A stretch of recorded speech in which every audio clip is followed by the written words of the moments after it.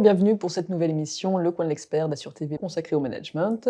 En plateau, toujours avec nous, Philippe Gombaud. Bonjour Philippe. Bonjour Céline. Alors nous allons attaquer notre deuxième émission de la série Les univers des 4 différents types de management et leur dérapage, et nous consacrer plus précisément au manager expansif. Alors, lors de la conclusion de la précédente émission, consacrée au manager directif, vous aviez dit, Philippe, que le manager expansif était assez mal connu au point de ne pas être enseigné dans les écoles de management et que c'était bien dommage. Alors, j'imagine que dans cette émission, nous allons aborder ces dérapages, mais aussi la couleur du manager expansif. Alors, quelle est sa couleur ?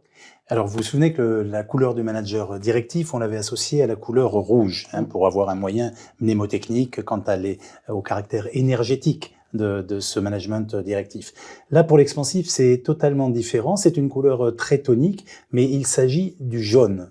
Alors, de quel jaune parle-t-on ? De jaune poussin, jaune fluo, jaune pâle Vous faites dans la nuance, Céline. Voilà, ben vous faites bien parce que là encore, les travaux de Munsell en 1915 là sur le disque chromatique et qui ont été associés aux travaux de Marston et de Young ont repris tout ça pour dire que finalement, ce type de comportement expansif que l'on va appliquer au management, en ce qui nous concerne, eh bien, sont des comportements vraiment dirigés sur la relation interpersonnelle. Et c'est associé effectivement au jaune plutôt fluo, parce que c'est quand même une couleur tonique et il faut qu'il se passe quelque chose dans la relation interpersonnelle, il faut que le courant passe. En fait. Donc il y a de l'énergie. Il faut que le courant passe entre deux personnes, entre vous et moi par exemple. Voilà. Mais alors pourquoi le jaune fluo ? Pourquoi le fluo plus particulièrement ?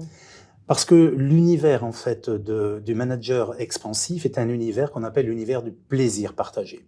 Et quand on a le plaisir partagé, on l'affiche. Ça se voit de loin, donc autant que ce soit fluo d'une part. D'autre part, vous vous rappelez, on avait parlé un petit peu du tournesol et de la façon dont la tige de tournesol s'orientait vers le soleil pour favoriser finalement la pollinisation.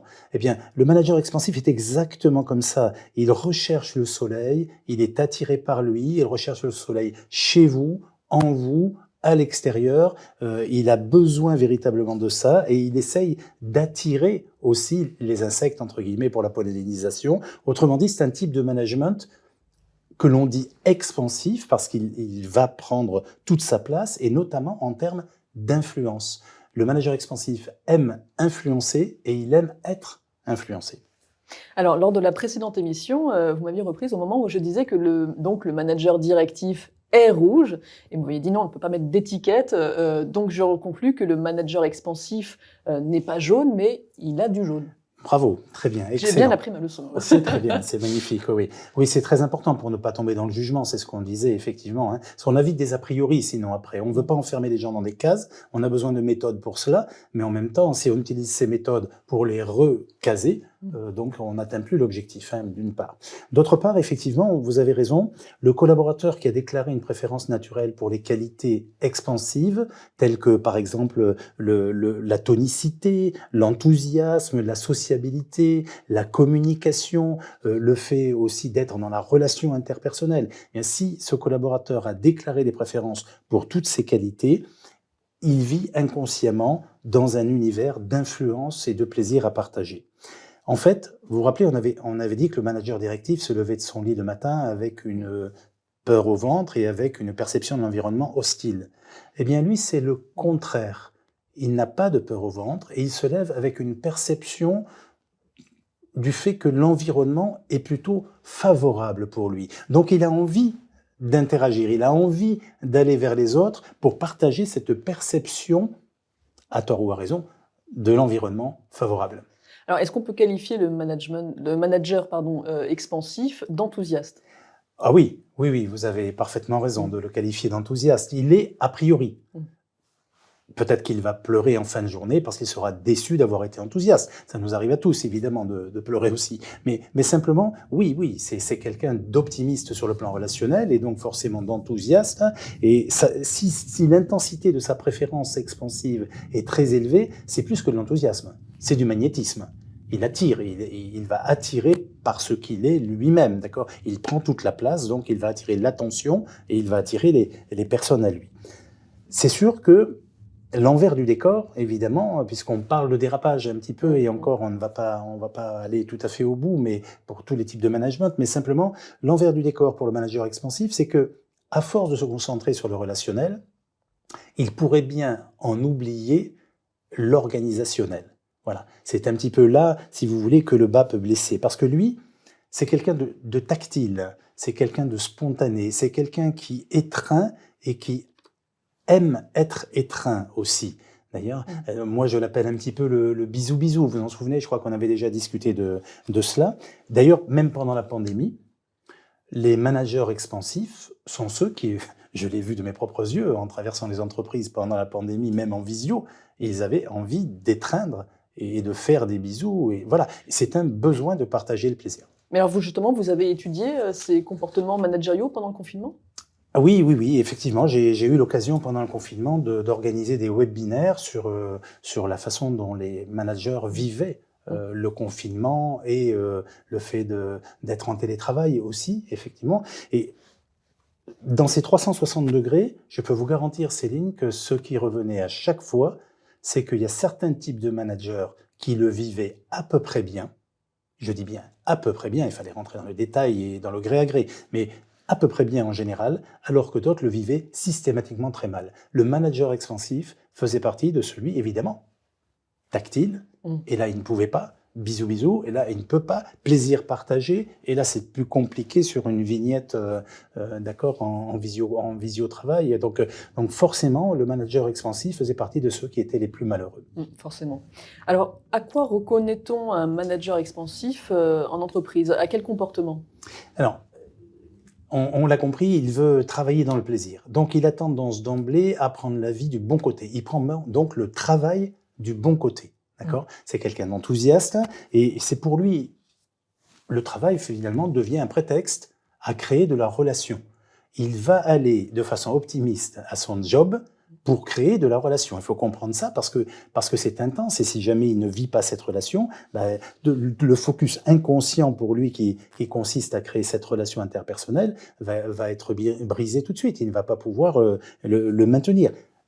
Si le courant ne passe pas, le monde pour lui s'assombrit rapidement, se glace en quelque sorte assez rapidement. Sa démonstrativité, sa spontanéité en entreprise, elle peut étonner quand même. Elle peut étonner puisqu'il y a des gens très sérieux en entreprise. Et lui, il n'a pas envie de l'être tout le temps puisqu'il veut travailler dans le plaisir partagé. Donc, il peut y avoir une forme de jugement à son égard en termes de superficialité. D'accord ? Je vous donne un exemple. Vous avez deux personnes très sérieuses en train de travailler ensemble sur un dossier encore plus sérieux. Voilà. Et puis, un manager expansif entre dans la pièce avec le café à la main. Il est capable de vous raconter une blague et de faire dévier la conversation avec l'agilité d'un marsupilami.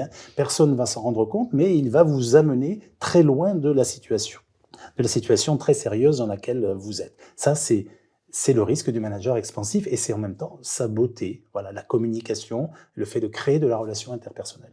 Mais vous l'avez déjà évoqué, justement, est-ce que le revers de la médaille, c'est pas qu'on l'emprisonne dans une étiquette de superficialité? Est-ce que ce manager-là n'est pas superficiel aux yeux des autres collaborateurs? Pas plus que vous et moi. C'est-à-dire que nous avons tous la capacité de nous adapter. Mais en termes de préférence naturelle, il préférerait effectivement être dans une chaise longue à côté de vous et de pouvoir travailler en toute sérénité et de façon très très détendue. C'est sa préférence, mais ça ne veut pas dire qu'il n'a pas la capacité d'être très sérieux et de faire un travail excellent, loin s'en faut. Mais c'est vrai qu'en termes de perception, il va donner le sentiment surtout au manager directif ou à un manager normatif, c'est-à-dire vraiment inscrit dans le réglementaire, d'être un petit peu superficiel. Mais c'est vraiment une impression, voilà, parce que la capacité de s'adapter, il l'a autant que tout un chacun. Alors, le portrait que vous me dressez du manager expansif est plutôt quelqu'un d'enthousiaste. Mais alors, où peuvent être les dérapages éventuels?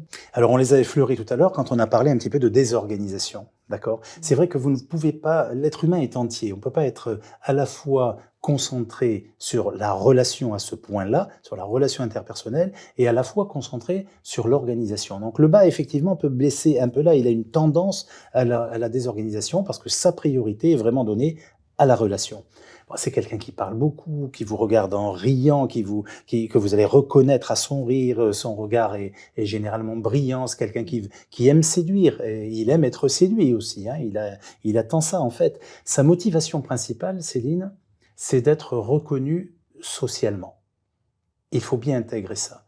Il a besoin, et en même temps ça le motive, d'être reconnu socialement. Alors, pour y arriver, il va interagir en permanence. Et effectivement, lorsque je vous parle d'un besoin, je parle d'un besoin vital, hein, d'un besoin viscéral. On avait parlé pour le directif de l'eau dans le désert à propos de son besoin de dominer les situations. Eh bien, le manager expansif, lui, a véritablement besoin d'interagir. C'est un besoin qu'il faut intégrer, comme pour le directif. Sinon, on va passer à côté du fait de le gagner et il va se sentir rejeté sur le plan social. Mais est-ce qu'on n'a pas tous besoin d'être reconnus socialement? Oui, on a tous besoin effectivement d'une reconnaissance, mais pas forcément de la reconnaissance sociale. Certains ont besoin d'une reconnaissance par le salaire. Alors vous allez me dire, mais tout le monde a besoin d'un meilleur salaire. Oui, mais ça c'est vrai, mais on parle d'un sentiment profond, là, intrinsèque. Le besoin de reconnaissance sociale, c'est celui de l'expansif. Mais par contre, le directif aura peut-être, lui, un besoin de reconnaissance en termes d'évolution de carrière, plutôt, puisqu'il vise le résultat, vous voyez. Et puis le coopératif aura peut-être besoin, lui, d'une reconnaissance en termes de loyauté, de fidélisation. Donc voilà, on n'a pas tous les mêmes besoins. Et cette peur d'être rejeté socialement, eh bien, va être une peur qui va diriger tous les comportements de ce manager expansif. Si vous arrivez à diminuer sa peur, vous le gagnez. Merci beaucoup Philippe, je pense qu'on a bien compris qui était donc ce manager expansif et peut-être que vous avez reconnu vous-même un collaborateur, un conjoint, un proche ou que sais-je, ou même peut-être vous dans ce portrait du manager expansif. Peut-être une dernière question, comment recentrer justement un collaborateur expansif? Ah oui, c'est une question importante, le recentrage d'un collaborateur expansif. Alors surtout, ne lui faites pas de reproches. Premier point. Deuxième point, créer un cadre convivial, un cadre expressif, un cadre détendu. Pourquoi ne pas sortir du bureau, aller marcher dans un couloir si on ne peut pas faire mieux, s'il n'y a pas de jardin ou de parc, ou si on ne peut pas aller manger ensemble. Mais surtout, il faut savoir créer cette convivialité-là qui, pour lui, est véritablement la clé de la complicité. C'est le passeport de l'amitié, si vous voulez, cette convivialité-là. Donc il faut savoir la créer. Et puis, quand je dis ne pas faire de reproches, imaginons que votre collaborateur expansif ou votre manager expansif amène un problème vers vous. Eh bien, ce n'est pas lui qui amène le problème. Il faut considérer maintenant que c'est vous qui avez le problème. Et il ne faut pas lui dire « tu as fait ceci ou tu as fait cela, tu aurais dû faire ceci ou tu aurais dû faire cela ». Parce qu'il est dans la relation interpersonnelle, vous êtes en train de le perdre. Et il faut lui dire « j'ai besoin de ton aide ». Et on travaille le problème à deux. Et vous allez voir, ce sont des gens qui sont capables de mouiller leur chemise pour leur manager. Je le rappelle, Céline, on ne travaille pas d'abord pour une entreprise. On travaille d'abord pour son manager. Merci beaucoup Philippe. Je pense que maintenant vous avez donc toutes les clés pour savoir comment agir avec un collaborateur expansif. Et je vous propose dans notre prochaine émission d'aborder la question du manager coopératif. Merci beaucoup Philippe. Merci à vous Céline, merci à tous. À bientôt.